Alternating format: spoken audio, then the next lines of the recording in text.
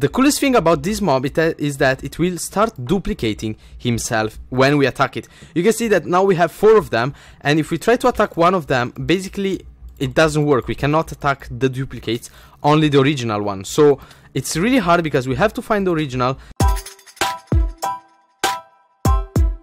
Hey guys, this is Red and welcome back to a new Minecraft video. Today I am back again on a new Minecraft snapshot because they just added it on the launcher. We are currently on the 17W16A snapshot, and the most important thing that they added in it is a new Minecraft mob, which is the illusion Illager, and I'm going to cover this in just a couple of moments. So let's start in order with the new additions and changes that they did in this new snapshot. The first thing is that they added new tutorial hints, which will appear as a toast notification on this part of the screen.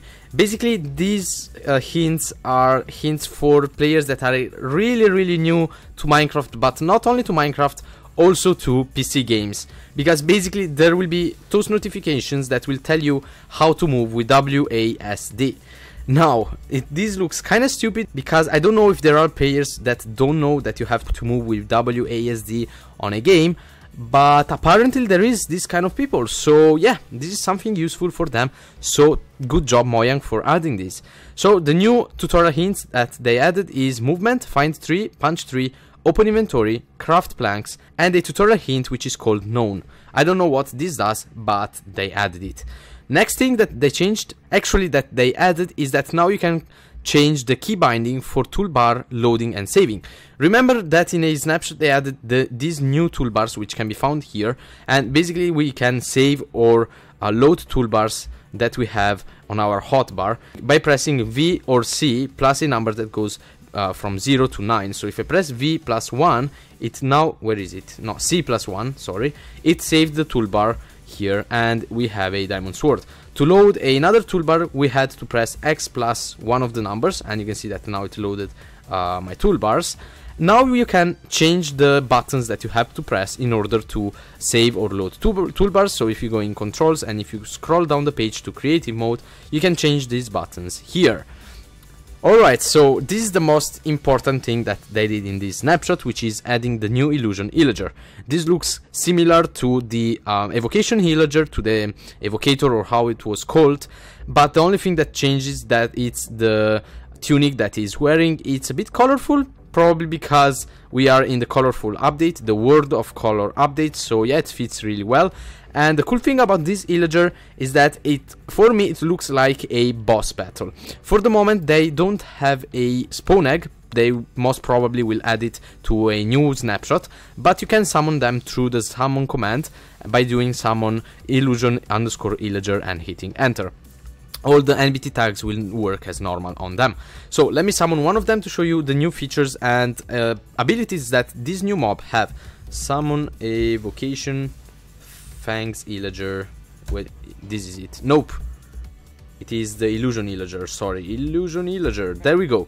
Alright, if I go in game mode 0, this one should start giving me a blindness effect. Let me go in game mode 0. This blindness effect will last for 20 seconds, and after he gives us a blindness effect, oh my god, I'm dying.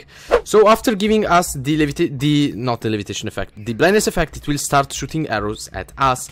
And the coolest thing about this mob is that it will start duplicating himself when we attack it. You can see that now we have 4 of them, and if we try to attack one of them, basically it doesn't work. We cannot attack the duplicates, only the original one. So it's really hard because we have to find the original, and then after we can finally duplicate it. So yeah, this is probably the most difficult mob to kill apart from the bosses, the Wither and the Ender Dragon. But anyways, this is a really difficult to kill. As you can see, I barely survive against it, and probably it's better to go in game mode 1. For the moment, they do not have any drop, and one thing that I would be really happy to see is if they add. Where is the original one? I can't find it. Okay. You can see that it also swaps the duplicates. So yeah, it's really difficult. One thing that I would be happy to see is that it gives a really decent drop, a cool drop, something OP, because it's really difficult to kill one of these mobs. Come on, where is the original one? I can't find it. Alright, for the moment it is a bit bugged. You can see that I'm trying to hit all of the duplicates, but I can't find the original one. Anyways, let's carry on with the next additions or changes that they did. Now the narrators will tell you when it can't read a message. One other thing that they did, adding this new snapshot, they added a new bug which basically makes the narrator absent. I'm pressing Ctrl+B, but it doesn't work. This will probably fix in the next snapshots. You know that when we press F1, everything on the screen will disappear, such as the chat, the hotbar, and everything. We press F1, everything disappears. In the previous snapshot, those notifications still remained if we pressed F1. Now this problem is solved. If we press F1, those notifications will not appear anymore. One other thing is that they improved NBT tags. Now we can use quotation marks on NBT tags. This is not mandatory, this is something optional to do, but now you can do it. And one other thing that they did is really useful. Basically, it will tell you exactly where an error occurred in a command. So imagine that you have a really long command with a lot of execute parts, and you do a mistake and you don't know where you did it. For example, here I have typed a command and I am going to type it wrong on purpose to show you guys that it tells me exactly in which part of this long command the error is. So if I activate it, it will tell me fail to execute summon arrow. So you can see that it starts from summon arrow and it basically tells me where the error is. It doesn't tell the whole command as it did before. So yeah, it's pretty useful, especially for me when I have really long commands and I don't know where to find the error. Now it will tell me exactly where it is. One change that they did is on shulker mobs and shulker boxes. You can see that now the colors are a bit more brighter, so they fit really well with the new colors that they changed in this new version of Minecraft. Also, they have now made the glazed terracotta blocks no longer stick to slime blocks. This is something that is extremely useful for survival redstoners that use slime blocks and pistons. This is because it's a new block that doesn't stick on slime blocks, and also is a decorative block that doesn't stick to slime blocks.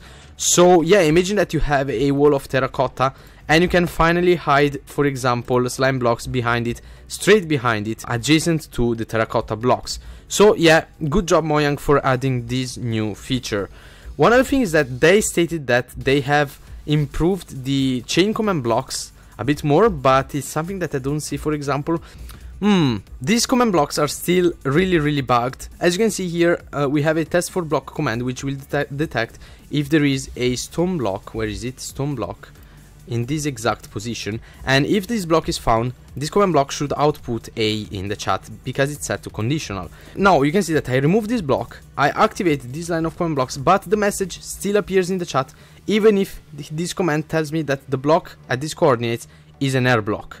So even if the command finds it, or if it doesn't find it, the conditional command blocks still execute the commands anyways, which is a big problem because it breaks the chain conditional command blocks. I don't know in which way they improved them, but for the moment they are bugged a lot. So the last thing that they changed in this snapshot, you can see that if I pick up these blocks, these stained hardened clay blocks, they are no longer called stained hardened clay, but they are called terracotta blocks. This is something logic because when we cook the X stained hardened clay, they would become glazed terracotta. So now they are named terracotta, and when we cook them, they become glazed terracotta. So it's something more logic. And one thing that scared me when I saw this change is that I asked myself, but if they changed the name of these blocks, did they change the ID of them? And luckily they didn't change the IDs, so the IDs of terracotta blocks are still stained hardened clay. And if you try to search them in the search bar, you can see that I try to search clay, they no longer appear, but if we press F3+H and it shows us the IDs of the blocks and we type clay, now they will appear. This is because the search function will search also for the IDs, and in this case they will appear in the search bar. But anyways guys, this was everything added / changed in this new snapshot of Minecraft. Let me know what you liked or disliked about it, and also let me know if you guys did like this video. If you did so, don't forget to drop a like under it and subscribe to the channel if you haven't already. As always, I want to thank you all for watching this video until the end, and I'll see you all guys in the next one. See you, bye.